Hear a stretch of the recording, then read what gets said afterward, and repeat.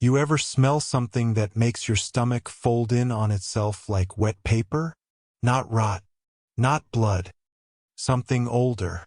Like wet dog mixed with the second before lightning hits and the inside of a grave that's been dug twice.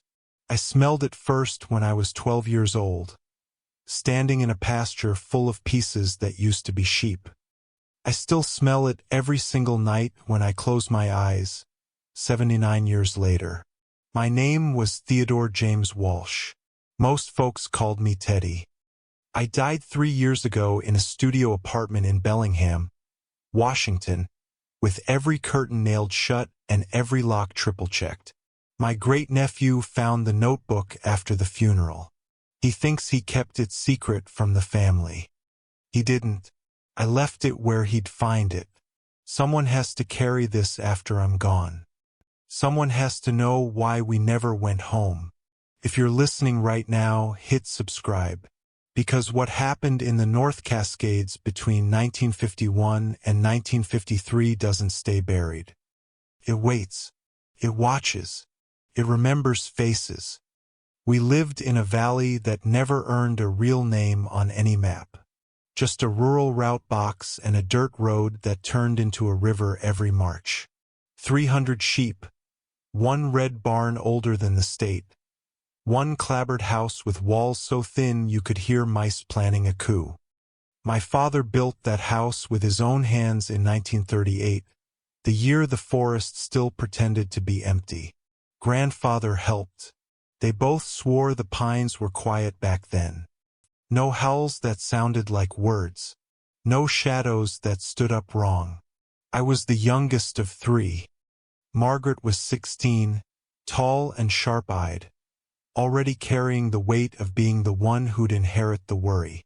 Frank was 14, built like a fence post and twice as stubborn. I was 12 when the sheep started dying. Spring 1951. 6 gone in 2 weeks. Father found them at the edge of the tree line where the pines crowd together like they're whispering secrets. Throats crushed flat. Wool scattered in perfect circles.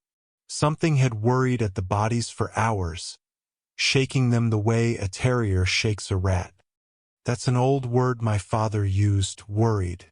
Means to tear at something over and over just to hear it rip. He blamed wolves. Wolves were supposed to be hunted out 20 years earlier. He dragged the carcasses deeper into the forest anyway, left them for whatever eats the eaters. We moved the flock to the south pasture, farther from the dark.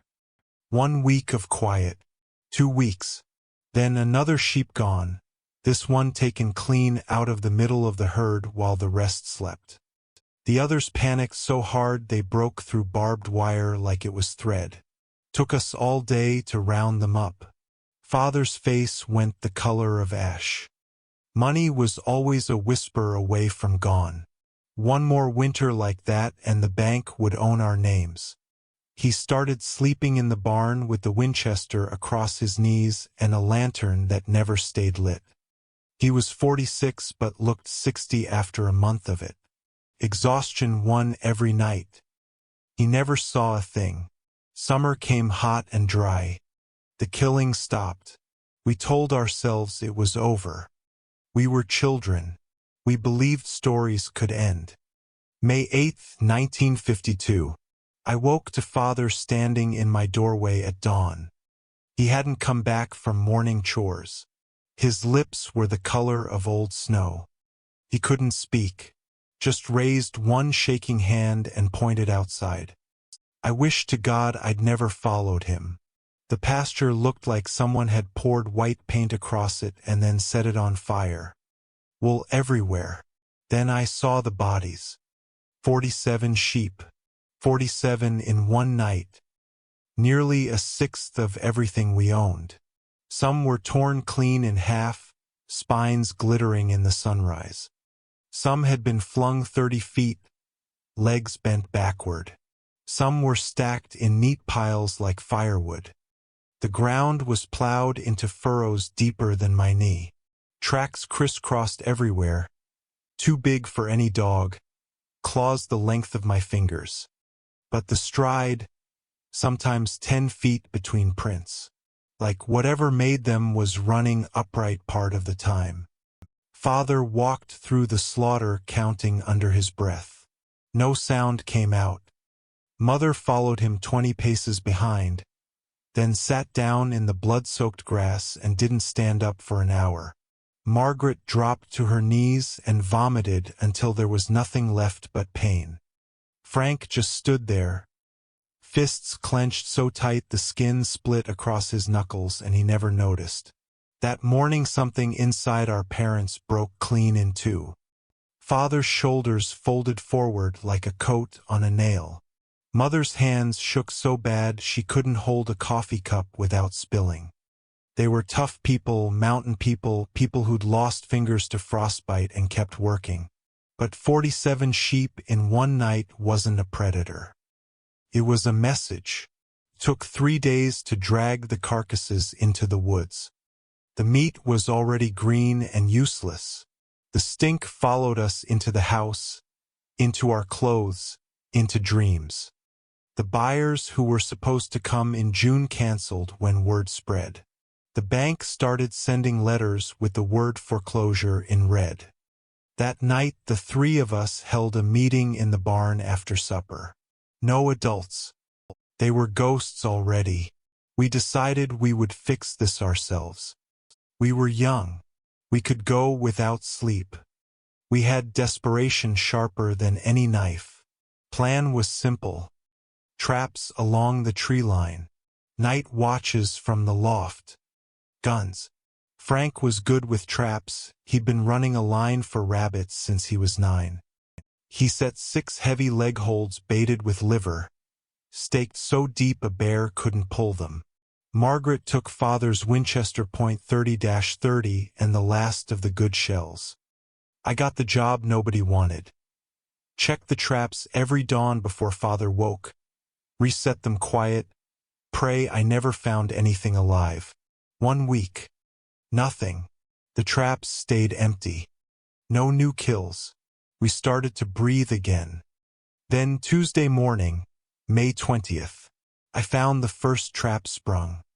At first I thought it caught a branch. Then I saw the cloth. Dark wool torn from something bigger. Coarse gray-black hairs stuck in the steel teeth like wire. I pulled it free and the smell punched me so hard I dropped to my knees. Wet dog, ozone, old blood, and something electric that made the hair on my arms stand straight. I shoved the rag in my pocket and reset the trap with fingers that wouldn't stop shaking. I didn't tell them. Not yet. A wolf wearing clothes? They'd laugh. Or worse, believe me. 2 nights later Margaret came down from the loft at dawn looking like she'd aged 10 years. Eyes red, sweat frozen on her forehead though the air was cold. She dragged us behind the equipment shed before Mother woke. I don't think we're dealing with wolves anymore. She'd been half asleep at 3 a.m. when something moved along the fence. She brought the rifle up, waited for moonlight. It moved on 4 legs, low and wrong. Then it stopped, sniffed the air, and stood up. Not like a bear. Smooth. Natural. 6 feet tall on 2 legs. Front paws became arms. Hands with fingers that wrapped around the fence post like it was thinking about coming over for tea. She had the crosshairs on its chest. Finger on the trigger. Couldn't shoot. Kept thinking the moonlight was lying. It stared right at her for a full minute, then dropped to all 4s and melted back into the trees. Frank called her crazy. I pulled the cloth from my pocket. The smell hit them both. That shut everyone up. We stopped sleeping after that. August came furnace hot. 2 more sheep found south pasture. Throats opened ear to ear. Bodies twisted into knots. Then the night that ended childhood for good. Frank said if they were smart enough to avoid traps for months, maybe they'd get bold if they thought the barn was empty. We made a show of going to bed early, lights out by 8. Snuck back to the loft at 10 with blankets and jerky. Midnight. 3 shapes slid out of the forest like oil poured downhill. Low, fast, coordinated the way soldiers move. They hit the fence and stood up together. All 3. Moonlight painted them silver and nightmare. Shoulders too wide. Arms too long. Snouts pushed forward. Teeth catching starlight. Eyes like dirty lantern glass. One made a sound, deep huffing grunts that rose and fell like language. They cleared the 8-foot barbed wire in a single leap. Margaret fired. The valley exploded with light and thunder. One stumbled, dark blood spraying the grass. Then they charged. Not the sheep. We ran. Down the back of the rocky outcrop, sliding on pine needles, grabbing saplings to keep from falling. Behind us came crashing that shook the earth, branches snapping like bones. Howling that started low and climbed into a shriek that wasn't sound anymore, just pressure behind the eyes. They were everywhere. Left, right, ahead, cutting us off like sheepdogs herding meat. We burst into a clearing we didn't recognize. Moss thick as carpet, fallen log big as a boxcar. Dove behind it and tried to quiet our breathing. My heart was a hammer trying to break my ribs. Footsteps. Not 4-legged padding. 2-legged. Slow. Deliberate. Circling. I looked. It stood 30 yards away, fully upright. 6.5 feet at least. Shoulders wider than father. Arms hanging past its knees. Head turned slow, sniffing. Yellow eyes found us like spotlights. It knew exactly where we were. Margaret raised the rifle. Barrel shaking so hard the front sight danced across its chest. Then gunshots from the house. Father's 12-gauge. 3 rapid blasts. The thing barked sharp and angry. 2 more shapes melted from the trees. They spoke in those low rumbles, then turned and ran toward the farmhouse on all 4s, faster than anything that size should move. We waited an hour, maybe 2, legs cramping, blood loud in our ears. When we finally moved, it took another hour to creep home through the thickest brush, every shadow a monster. Father met us on the porch, shotgun smoking, face wet with tears he wouldn't admit to. Relief lasted 2 seconds, then rage. Inside, we told him everything. The shapes, the way they stood, the intelligence in their eyes. He sat down hard in Mother's kitchen chair. Looked 80. I'd hoped they'd moved on. My father saw them too when he cleared this land. Took livestock for years, then stopped. I thought they died out. He stared at the floor. When they came back in 51, I told myself it was wolves. Even after the 47, I built that fence and prayed. I was wrong. What are they? Margaret whispered. Don't know. Maybe men once. Maybe sick. Maybe just wrong. Grandfather said if they ever came back, leave. Don't fight.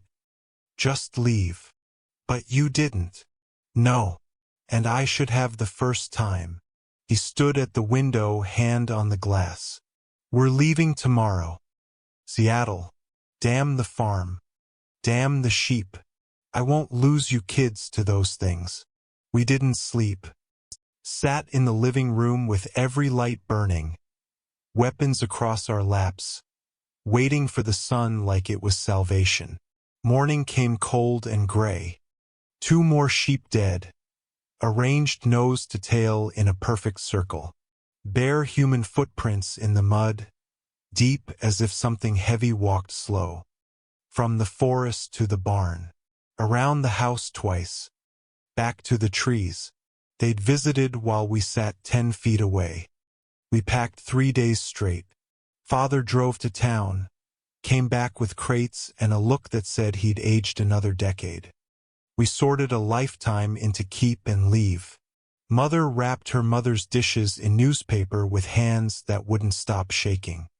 Every shadow made us jump. Every creak froze our blood.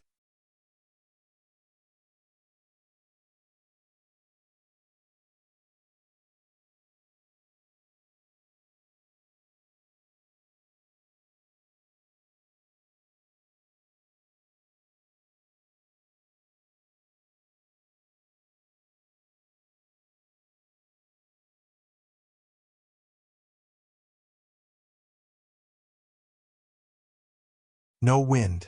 No house settling. No Frank breathing. Something stood between our beds. Taller than the ceiling allowed.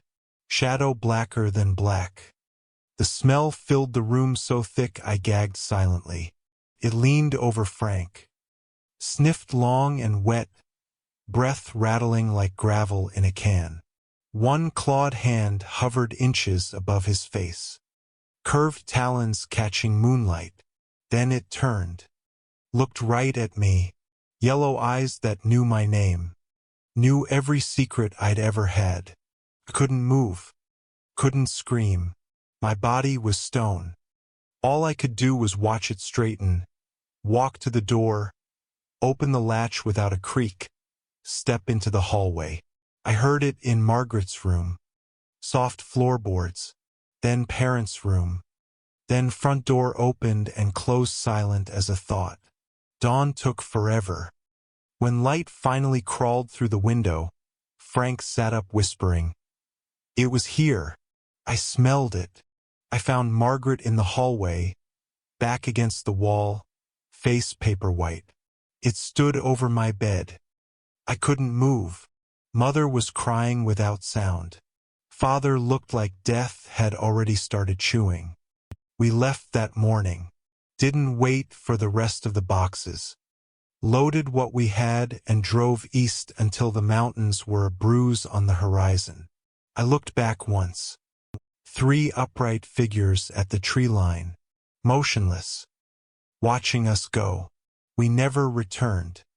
Father sold the land through an agent for pennies. Took the loss and never spoke of it again. He died at 53, heart attack in a Seattle shipyard. Mother followed 2 years later. Margaret moved to California, changed her name, never answered letters. Frank came back from Korea missing 2 fingers and half his hearing.